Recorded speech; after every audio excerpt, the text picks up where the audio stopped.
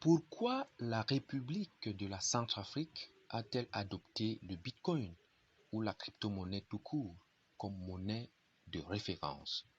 Salut chers élus du XXIe siècle. Alors, aujourd'hui, nous abordons une question très actuelle et dont beaucoup n'arrivent pas à comprendre les différents enjeux. Soyez concentrés pour comprendre les vraies raisons qui ont poussé le président Archange Touadéra de la République centrafricaine à promulguer la loi portant adoption du Bitcoin par la République centrafricaine il y a à peine un mois, plus exactement le 22 avril 2022. Eh bien, nous n'allons plus expliquer ce que c'est le Bitcoin car il y a déjà une vidéo là-dessus. Il suffit d'être abonné à la chaîne et de regarder dans la liste des vidéos pour retrouver cette vidéo. C'est d'ailleurs une série de formations qui explique en détail la crypto-monnaie dans son ensemble. Alors pour revenir à l'objet de notre vidéo, pourquoi la République de la Centrafrique a-t-elle adopté le Bitcoin ou la crypto-monnaie? Il y a donc deux choses à comprendre. La première des choses, c'est d'abord la situation monétaire de la République de la Centrafrique, la RCA. Et la deuxième chose, c'est le problème que ce pays de l'Afrique centrale cherche à résoudre au-delà de cette situation monétaire. Le premier point d'abord, la situation monétaire.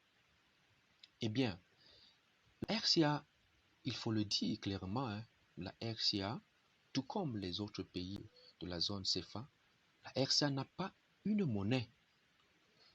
Le CFA, que nous voyons ici, le CFA, techniquement parlant, n'est pas une monnaie en tant que telle. C'est une facilité de paiement. Elle est à la limite une monnaie binaire adossée à l'euro et c'est la propriété de la France.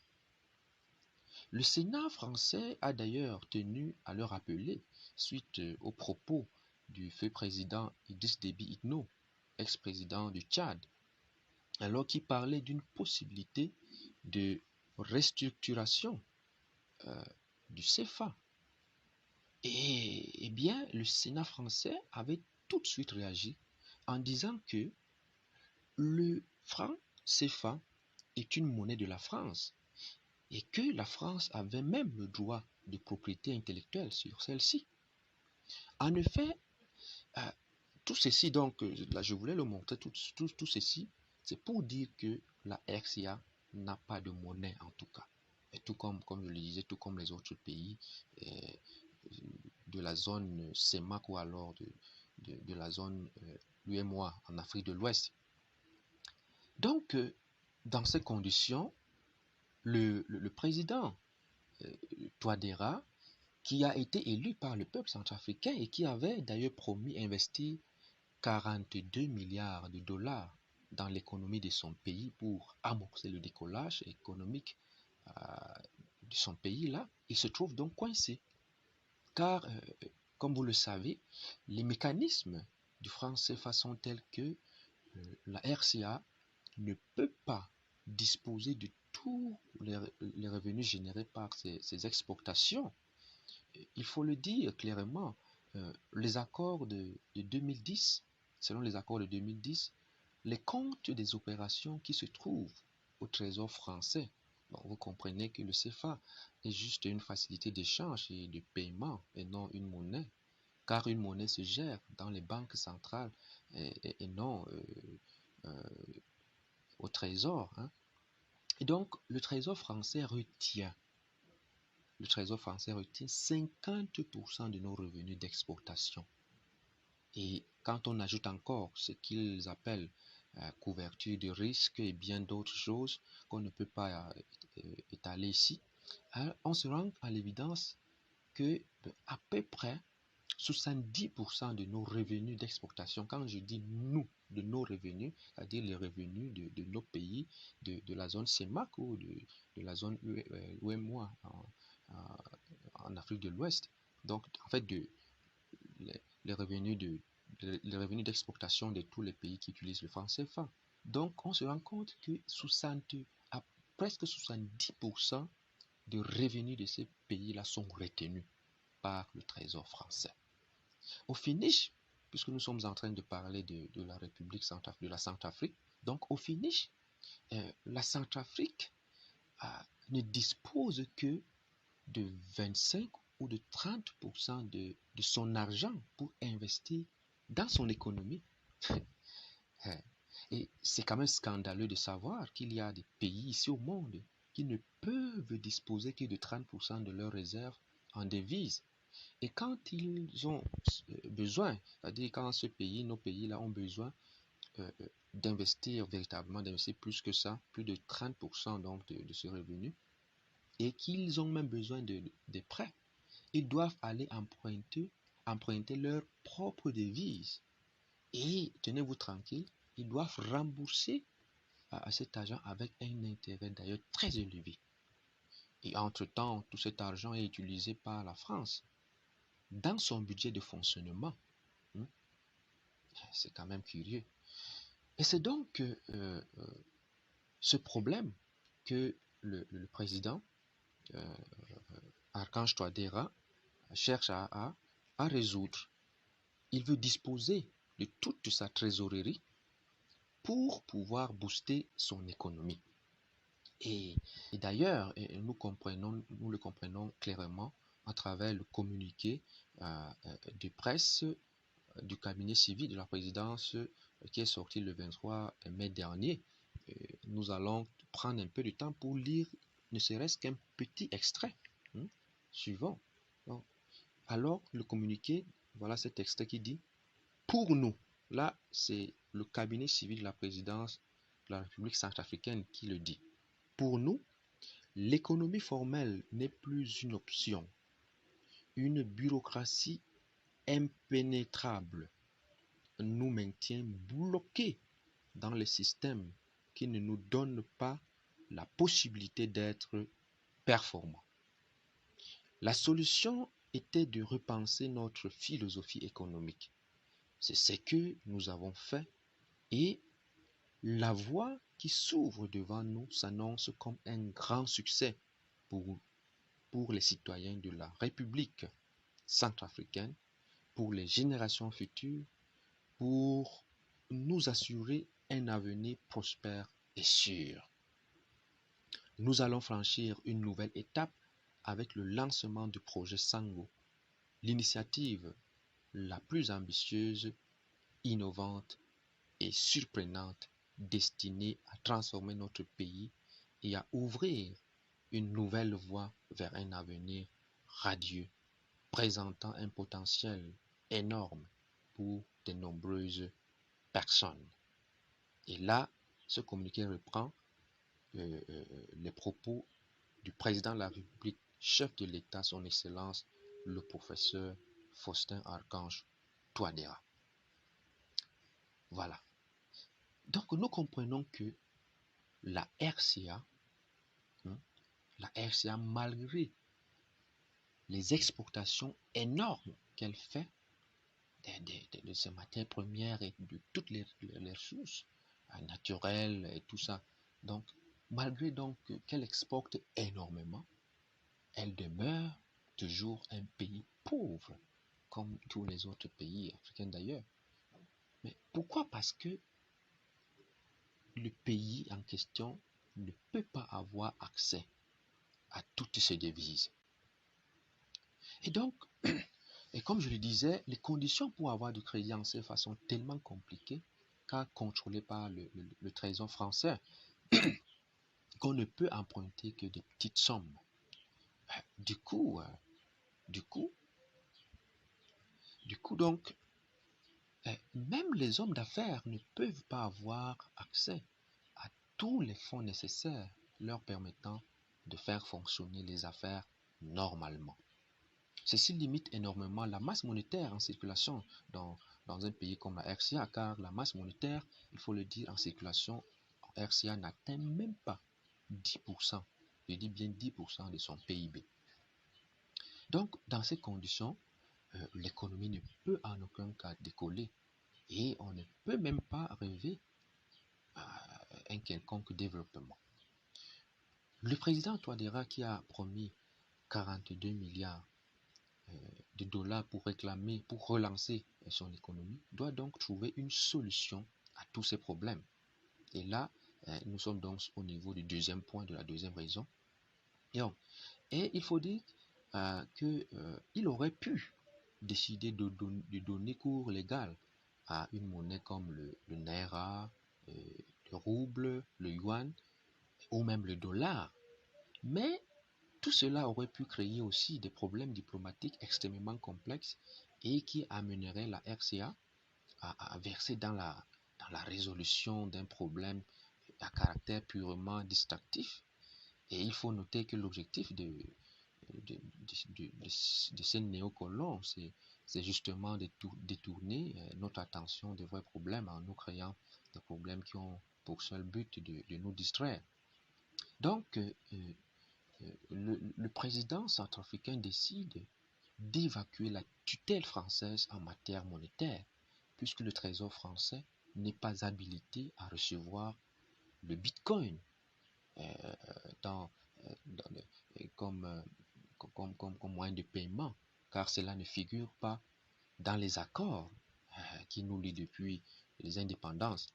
Donc, en écartant, euh, en écartant le trésor français, le président ou alors la Centrafrique peut demander à ses clients, à ses exportateurs, à ceux qui font dans l'import-export en Centrafrique, de payer en bitcoin. Et ainsi, l'argent est reçu directement. L'argent est reçu directement, et ceci dans sa totalité. Donc, tout l'argent de la vente, de l'exportation, tous les revenus donc, sont versés directement au trésor centrafricain, parce que c'est payé en bitcoin. Donc, ça ne peut plus être versé au trésor, ça ne peut plus passer par le trésor français. Donc, en recevant la totalité de son argent et non plus les 30%, l'État centrafricain peut utiliser son argent à sa guise. Elle a la possibilité euh, de passer la commande de ce dont elle a besoin, que ce soit en Chine, en Russie, en Europe, en Amérique, tout ça, partout dans le monde, et en payant donc directement en bitcoin, sans toutefois convertir cet argent en francs CFA, sans toutefois passer par le trésor français.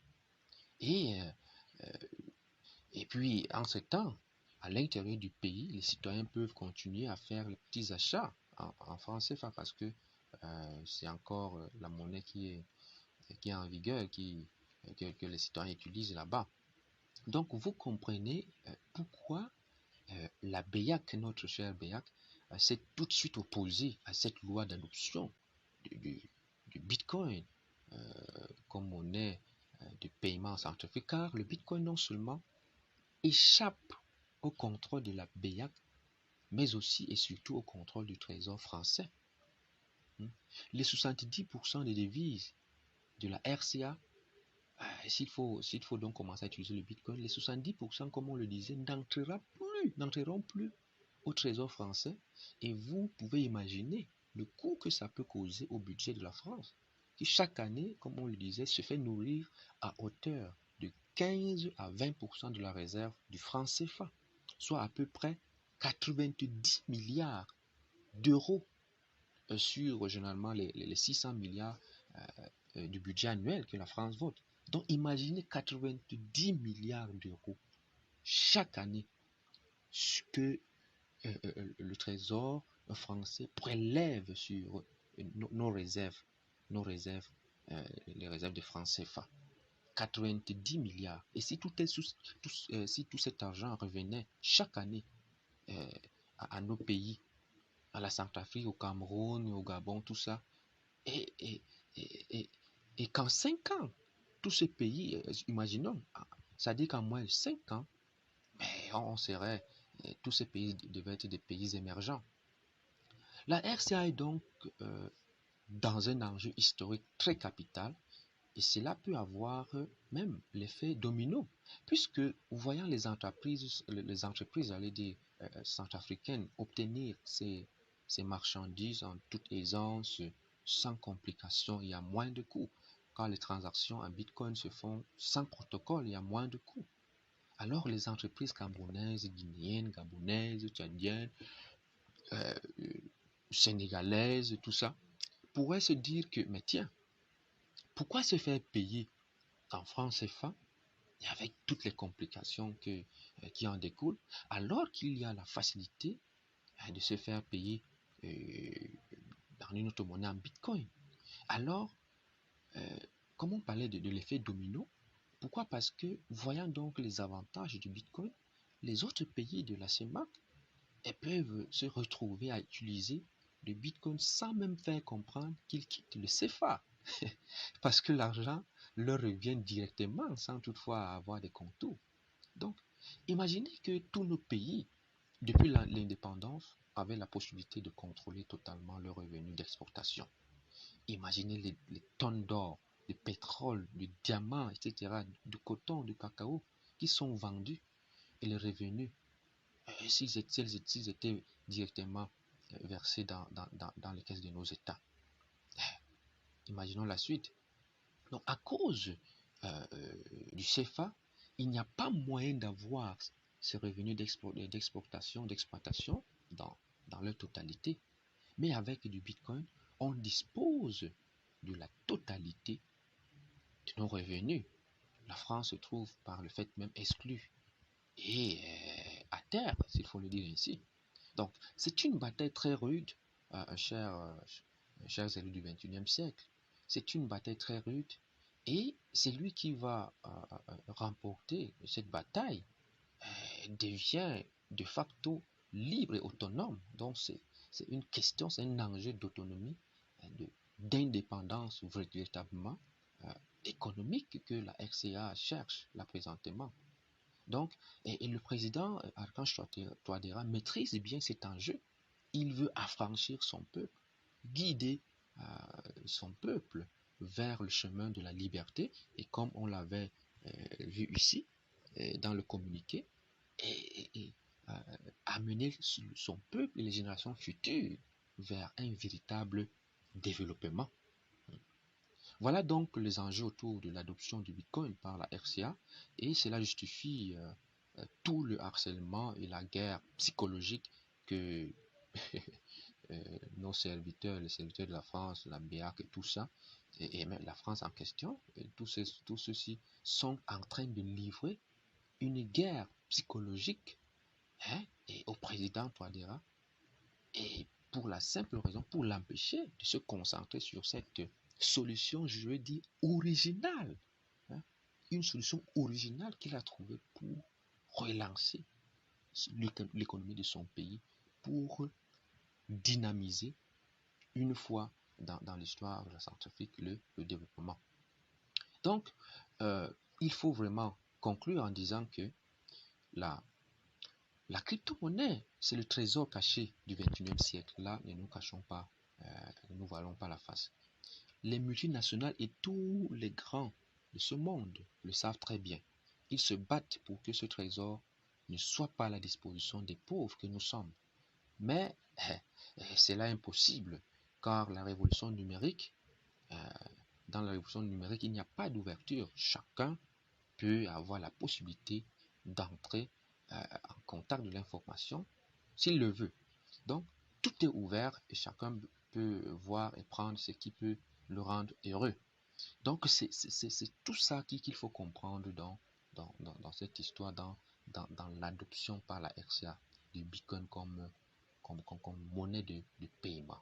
C'est le tournant de, de ce pays qui est en train de se dessiner et il y a lieu de comprendre vraiment ce qui se cache derrière tout ça et de, de, de rester ouvert parce que c'est ce que nous tous nous souhaitons pour les autres pays comme le Cameroun, la, la, la, le, le Mali qui est à côté. Nous avons les yeux rivés sur le Mali parce que on espère que le Mali va aussi emboîter le pas à la, à la RCA.